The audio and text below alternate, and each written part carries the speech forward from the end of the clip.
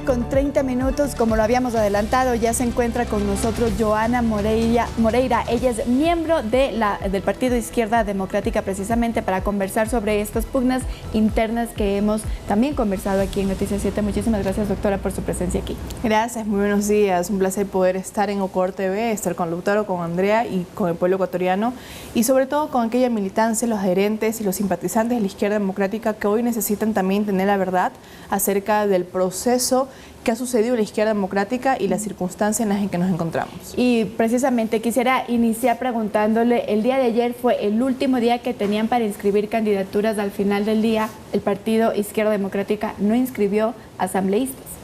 Sabemos que algunas provincias que pudieron realizar su proceso en las provincias con la veeduría y que contaban con un informe favorable por parte de esta delegación del CNE estaban en el proceso de inscripción de candidaturas, pero la mayoría de las provincias, porque muchas de ellas no lograron o sobre todo no fueron invitadas a este proceso de primarias realizado a nivel nacional, y algunas provincias también que participaron en ese proceso, en el que fue un proceso ilegal, ilegítimo, llevado por un tribunal reconocido a medianoche, y que por lo tanto ellos no pudieron realizar sus inscripciones porque claramente no se cumplió con el estatuto, y sobre todo el CNE a casi ya la medianoche seguía pidiendo información para poder reconocer ese proceso. A ver, entonces, sí hubo unas primarias, pero ustedes no las reconocen. Nos comentaba usted, incluso fuera de micrófono, que había la posibilidad de sentarse a negociar entre las dos facciones de Izquierda Democrática. ¿Por qué no se lo pudo hacer, doctora? Porque el proceso que llevó este Consejo Nacional Electoral de la Izquierda Democrática a nivel nacional no cumplió con lo que establecía el estatuto. Entonces, no querían reconocer que el proceso debía llevarse como establece el estatuto, de forma descentralizada en las provincias. Y no solamente por los presidentes provinciales, sino por todo su órgano, por todo su consejo. ¿Qué es lo que establece el estatuto? Que este consejo tiene que reunirse, tienen que votar absolutamente todos sus vocales, tienen que presentar las listas que puedan ser posibles, porque es una lista representativa, es una elección representativa de primarias, y la lista que gane en ese Consejo Ejecutivo con todo su órgano tiene que ser llevado a un Consejo Ejecutivo Nacional, en donde ahí sí solamente votan los presidentes a nivel nacional. Cuando no hace esto el tribunal, cuando no convoca para cada una de las provincias, lo que sucede es que realizan un proceso nacional en el que un presidente de Loja está votando por los candidatos o los precandidatos en el oro, por ejemplo, lo que convierte en eso en un proceso que es ilegal y que es ilegítimo. Y sobre todo, no se difundió las credenciales a todos los presidentes provinciales, se les prohibió el ingreso a muchos presidentes provinciales que, claro, que no respondían a su facción o que simplemente no querían permitirle el ingreso porque sacaron listas donde no sabemos para poder colocar en ciertas provincias que a ellos les interesaba poner candidatos. Esa fue la intervención ilegítima que hace este tribunal, como lo decía, reconocido a medianoche, en donde nunca cumplieron con lo que establece el estatuto, y por culpa de ellos, y hay que reconocer, por culpa del señor Marco Tituaña, que sé que trabaja para la señora Analía Ledesma, lo que hacen es complotar con el CNE para que se le brinde veeduría solamente a él en este proceso nacional, y ahora el CNE, cuando quiere realizar su informe de veeduría, se topan con el estatuto y se dan cuenta que lo que decíamos nosotros era real, y no era por querer quizás no reconocer un procedimiento, sino porque sabíamos que al momento de inscribir las candidaturas, uno de los requisitos obligatorios es tener este informe favorable por parte del CNE. ¿Usted iba a ser candidata asambleísta, quizás provincial o nacional, y no le permitieron? No, yo no iba a ser candidata, y esto lo resolvimos incluso en reuniones anteriores cuando se conversó con los presidentes provinciales. Yo no estoy aquí por ser candidata, y les dije, yo tengo un proyecto que es un proyecto 2025 de trabajar con el partido. Somos el único partido, por ejemplo, que tiene un instituto de formación política y que no se lo ha estado explotando como debería, en donde tenemos acuerdos. Incluso hace una semana estuve en México, hace 2 estuve en Marruecos, hablando justamente con estos partidos socialdemócratas que le quieren apostar al desarrollo y esa tercera opción en la que nosotros los jóvenes creemos a través de la Izquierda Democrática. Y ese es mi trabajo, y eso es en lo que me había comprometido a hacer a través del partido. Y cuando estás en la asamblea, tienes todo tu tiempo concentrado en la asamblea, en las funciones como asambleísta, y por eso también habíamos dejado muy abandonado estas áreas del partido que hay que explotarlas. Así que mi acompañamiento ha sido en este momento legal, como una militante más, y con y también quien cree que este proyecto puede salir, que el Partido Izquierda Democrática necesita reestructurarse, necesita depurarse, porque así, con personas que aparecen solamente en elecciones, que aparecieron en las seccionales, que hoy aparecen en estas presidenciales, no se puede avanzar con un proyecto a futuro. Le tengo dos preguntas en una. En primera instancia, tomando sus palabras, doctora, ¿en 2025 se preparará nuevamente para la Asamblea o para la presidencia? No, yo tengo 27 años, bueno, 28 que cumplí antes de ayer, pero lo que queremos nosotros es presentar un proyecto colectivo. Y nuevamente, si mi espacio tiene que ser como candidata, lo voy a asumir porque es el compromiso que tenemos. Si es en otra área, fortaleciendo o acompañando, también a mí me gusta la Asamblea, soy abogada, estoy por sacar mi PhD y por lo tanto las leyes es lo que me apasiona y por eso me sentía muy cómoda en la Asamblea Nacional. No quizás en unas seccionales, si el momento o la coyuntura lo amerita, es complicado porque mi formación es en leyes, sin embargo es el proceso. Nosotros siempre venimos hablando como un proyecto colectivo de juventud, de tomarnos el partido, pero en buena manera, siempre hemos dicho. Y ahora usted dice, es necesario depurar el Partido de Izquierda Democrática y lo mismo dice la otra facción de Izquierda Democrática. Entonces, ¿a qué acuerdo van a llegar? ¿Qué sigue después de esto? Y evidentemente han perdido, digamos, un espacio importante ahora en la Asamblea Nacional. Si sabemos que es complicado el panorama, nosotros seguimos peleando y vamos a presentar las acciones ante el TCE porque no ha sido por un error del partido, no ha sido porque el partido no ha querido realizar sus primarias, sino porque no contamos ni siquiera con la aceptación o la negativa a la solicitud realizada por el presidente de Izquierda Democrática, Enrique Chávez, acerca del acompañamiento en cada una de sus provincias. Y vamos a agotar los mecanismos que tenemos a nuestras manos legales, tanto en el TCE, tanto si creemos que puede también caber una vulneración de derechos a la participación política de la organización como tal, porque nunca tuvimos una respuesta, como lo mencionaba. El presidente solicitó, como los presidentes provinciales, la veeduría y lo que recibíamos era una llamada telefónica en la que no se quería dar paso a esa veeduría. Entonces existe una clara vulneración de los derechos y la depuración en la que hablamos solamente entre gente buena y gente mala que simplemente aparece en las elecciones, en la que ya nos hicieron en las seccionales, en las que lleva un proceso también de chantaje por candidaturas. Se puede definir así, de gente buena y gente mala, y lo digo porque la tuvimos a Analía Ledesma la semana pasada y nos decía casi lo mismo, pero desde su perspectiva. Es decir, ¿cómo reconocer la gente buena, gente mala? Realmente los escenarios son así. La señora Analía Ledesma, en las anteriores seccionales, ella no iba a ser candidata para concejal por un simple hecho. Porque en los consejos ejecutivos hay un presidente y hay vocales y las decisiones se toman por mayoría. Y la señora Analía Ledesma no estaba siendo apoyada por ninguno de los vocales. Entonces, si tu nombre no sale por parte de los vocales, claramente no puedes ser candidata. Y en ese proceso, en los últimos días, apareció nuevamente para chantajear al presidente Enrique Chávez de impugnar su reconocimiento como presidente. Recordarán ustedes que también Enrique Chávez es reconocido en los últimos días para terminar las primarias. Claro, un proceso mucho más largo de primarias que tuvimos en ese momento, pero ella aparece para decir, si no me dejan ser candidata de concejal por Quito, yo voy a impugnar todo el proceso y todo el país se queda sin candidaturas. Esta vez lo logró. Entonces, cuando yo hablo de gente buena, hablo de una persona que no solamente ve por ella, que no dice, si no soy yo, todo el país se queda sin candidaturas. Ella también dice que está sufriendo una especie de violencia de género política porque no le permiten asumir la presidencia de forma encargada. Usted ha sido una asambleísta muy cercana a las causas de mujeres, al feminismo.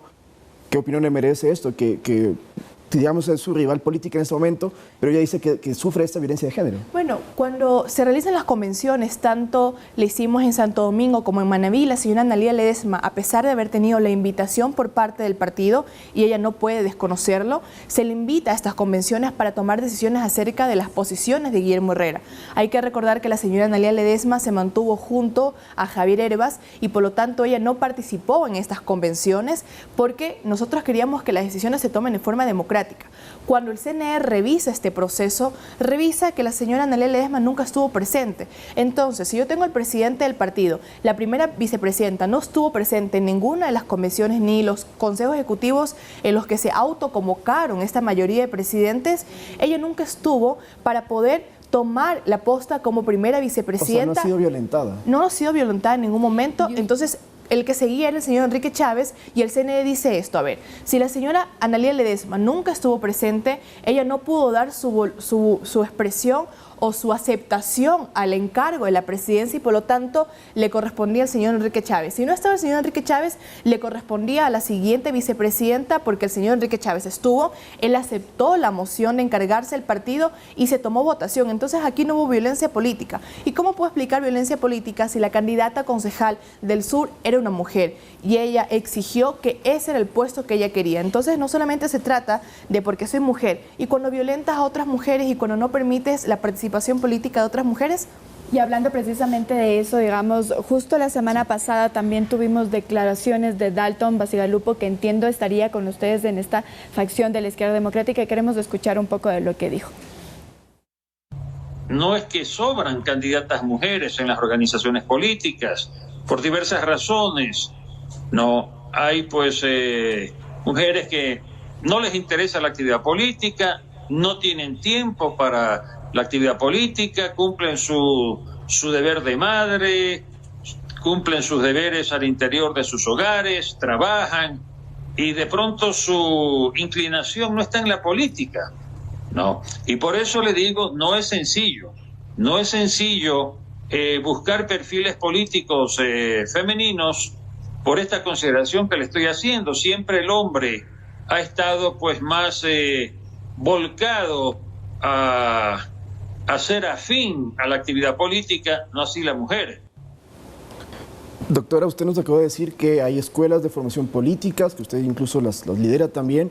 ¿Hay mujeres de allí? Porque por lo que escuchamos de Dalton Bacigalupo, entonces no habría cuadros. No, por supuesto que hay mujeres en todo el país a quienes les interesa la política, pero lamentablemente el machismo institucionalizado que existe en nuestra sociedad obliga a que las mujeres no puedan también ejercer sus legítimos aspiraciones y derechos, como es la participación activa en la política. Y es por eso que nosotros queremos, o por lo menos en este momento, quiero poder activar esa escuela de formación para poder darles también la oportunidad a que no solamente quienes tienen recursos económicos y pueden estudiar una carrera universitaria tengan la oportunidad quizás de tener esa formación, sino también a través del instituto. Doctora, le mostrábamos justamente este video hablando de este tema de que se decía que dentro de la Izquierda Democrática hay violencia de género, que hay, digamos, este tipo de pensamientos. ¿Cuál es su opinión respecto a aquello? ¿Hay entonces violencia de género dentro de la Izquierda Democrática? E incluso, ¿qué es lo que ocurrió con las declaraciones de Dalton Bacigalupo? Hay perfiles, lamentablemente, de personas que las circunstancias y los privilegios que tienen de participar en política y también de poder concientizar y sensibilizarse, como en la Asamblea Nacional, no lo han hecho. Y yo lo he dicho públicamente, yo he tenido diferencias claras con el señor Dalton Bacigalupo, como lo tuve en su momento con el señor Marcos Molina, como lo he tenido con la señora Vilma Andrade, como lo he tenido con muchas personas, hombres y mujeres, que lamentablemente solamente ven en su metro cuadrado y no logran sensibilizarse y conectarse con estas realidades. Y lo que hay que luchar es para que estas expresiones no sigan siendo comunes, para que no sigamos pensando que las mujeres no queremos participar en política porque no nos interesa.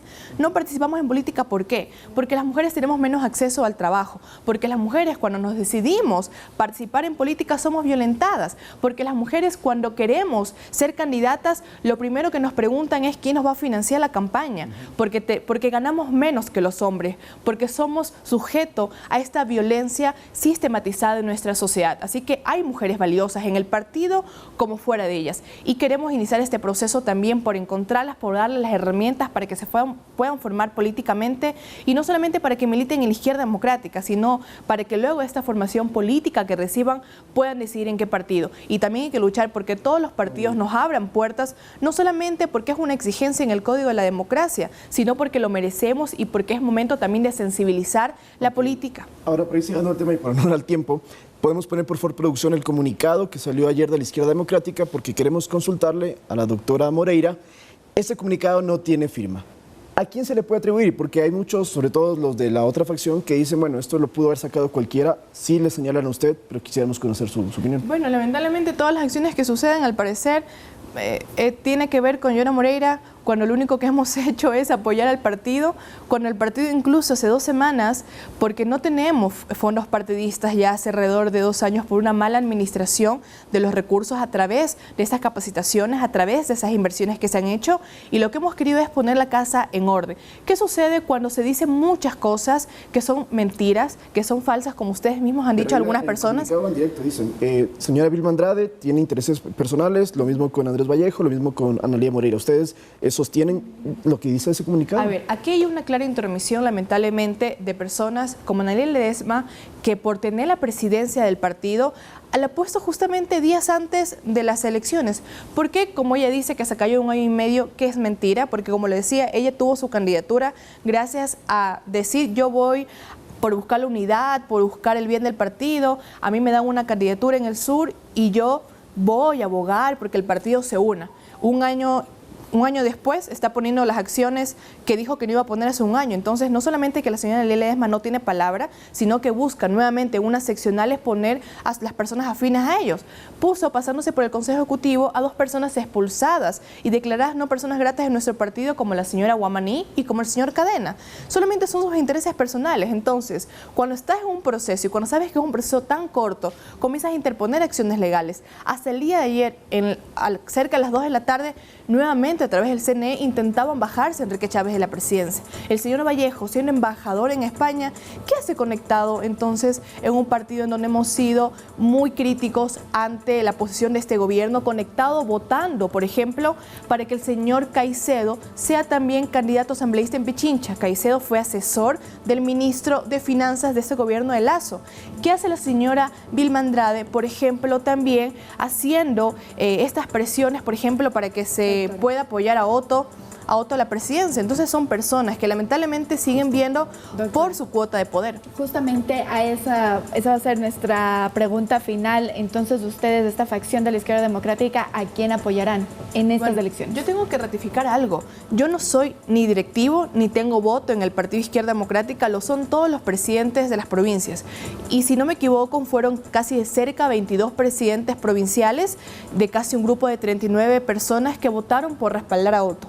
Si nosotros pertenecemos a una organización política, tenemos que aceptar que esas son las decisiones que se toman de mayoría de forma democrática y por lo tanto tienen que respaldarse. No dejan en libertad, digamos, de su militancia para que pueda apoyar a uno u otro candidato. Los directivos decidieron quiénes son los que van a apoyar. Claro que había un plus, o por lo menos un requisito indispensable, que era que exista una alianza presidencial. Ahora los presidentes van a tener, si no se reúnen, eso queda en firme, y si se reúnen y toman otras decisiones, va a ser con mayoría de forma democrática.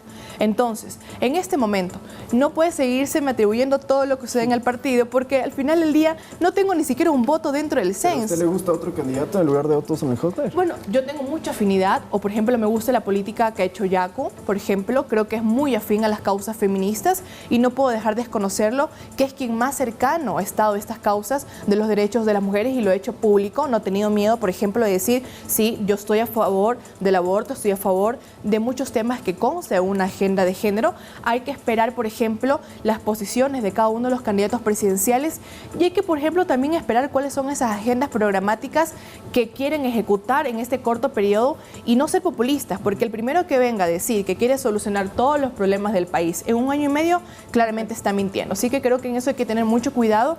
Voy a esperar a que se resuelva el tema del partido. Si queden firme, hay que ser muy orgánicos y hay que respaldar la candidatura que los presidentes o que este Consejo Ejecutivo ha decidido. Muy bien, doctora, muchísimas gracias por su presencia en Noticias 7. Gracias a ustedes. Conversábamos con Joana Moreira, miembro del Partido Izquierda Democrática. Y con esto, amigos, nosotros nos vamos a una pausa.